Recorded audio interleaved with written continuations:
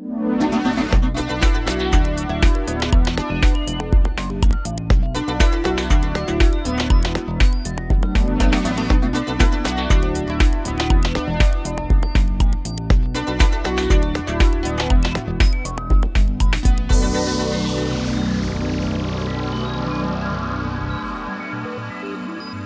I'm Rodney Charters here for Newsshooter.com. It's NAB 2016. I'm at the Canon booth with Tim Smith.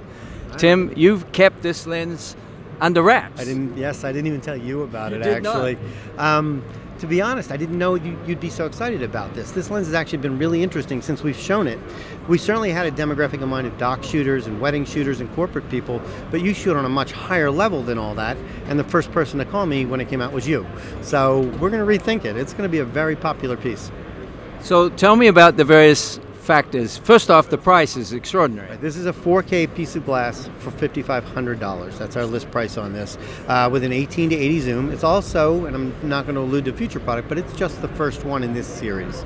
We know and recognize the need for a series of price conscious lenses because we make cameras that are price conscious, and we should have glass for it. So this will be the first one. It's an 18 to 80 image stabilized with a built-in servo, which is amazing, actually, to have an actual servo, and a lot of people shoot that way. That's actually perfect for the environment we're in right now. This would be the ideal lens for shooting interviews, probably for things that you're thinking of that I'm not even thinking of. It's coming in an EF mount. So far it's EF only, and I don't know if that'll change. This is really built on a hybrid of what we do with our cinema glass and our EF still glass. So it's kind of a hybrid in there. So I think it's probably going to live just as an EF lens. But one of the things that I like that we find ourselves running into on sets is the ability to set a back focus, and I can easily get to my back focus adjustment right here. And even on the cinema glass that we deal with, the cine, I have to pull off a string and move it back and forth, and that was really smart. The servo itself has multiple speeds, and you can control the speed at which you want the thing to zoom in and out, all the way up from like a 1 to a 16, so from very slow to bang straight in. The handle itself, we'll show you in a second when we turn it around, is removable.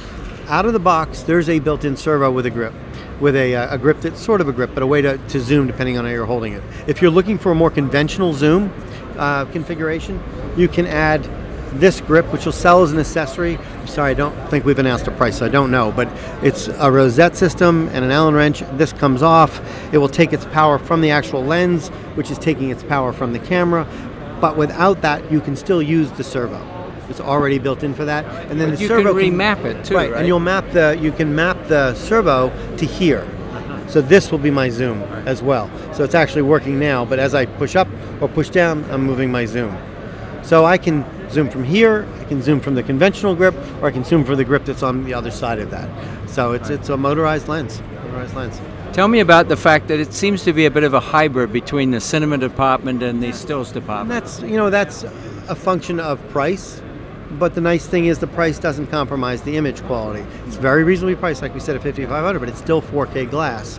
Everything from here back feels very much like our conventional cinema glass. This will feel more like the lenses that you get, like our 17s, our 70 to 200 and so on, where the focusing isn't built to be super precise, it's built to be sort of in the ballpark.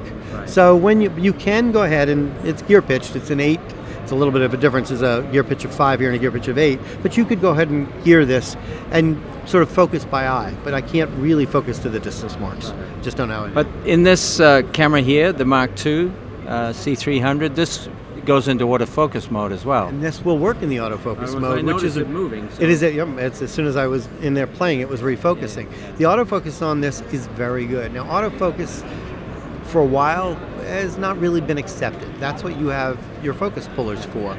But I really think since the introduction of the 70 Mark II that has that first dual pixel autofocus system, which we're having in this, it's a very viable feature for everybody in certain situations. And in some type of environments like documentaries and things, it works all the time. But even on the bigger picture things, the idea of just tracking somebody straight in. Or what I used it on just last week when I touched it for the first time was I had to do a head and shoulders interview. And I had sort of a bobber and a weaver the whole time. This and bob this. And weave. And you put it on face detection, you put it on autofocus, and it never lost them. So instead of, it's a small one-man band, I'm trying to hold focus, I'm trying to ask the questions, trying to get it all done on a last-minute thing we needed for this show, and autofocus worked perfectly. It was just dead on. So it's a T4? T4.4, but it doesn't ramp. So it's T4.4 the whole way through. Yes, it's a little bit slower lens, but there's no ramping. Well, in this day and age, speed is kind of relevant, really, because all of these cameras will do quite high ISOs without noise. So. All of them will, and the 300 Mark II is no exception. That does go quite a bit high. So you can use 4.4. It's a very usable lens. You certainly deal with it. Yes, you don't always be able to use it, but that's true of every lens. But what you gain is compactness and lightness. You do. It's much compact, light, and price, but without any picture compromise. 9-blade iris, beautiful bokeh. What you're used to with these Canon glasses, a beautiful bokeh with this, so it's really nice.